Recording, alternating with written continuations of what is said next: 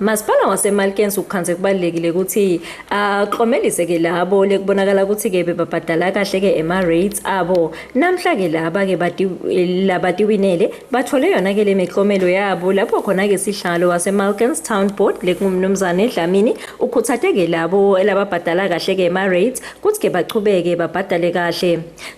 The board, after it had valued your properties and asked you to pay rates based on the properties that you own, some of you responded and paid.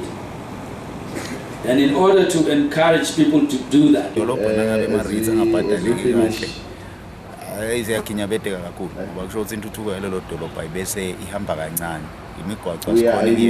street lighting can we please go to a vote of thanks? The people that gave us the prices give us more tomorrow. We need some more tomorrow. And you'll find Marlkerrns the best town, being the best town in Southern Africa. CEO waseMarlkerrns Town Board Apollo Maphalala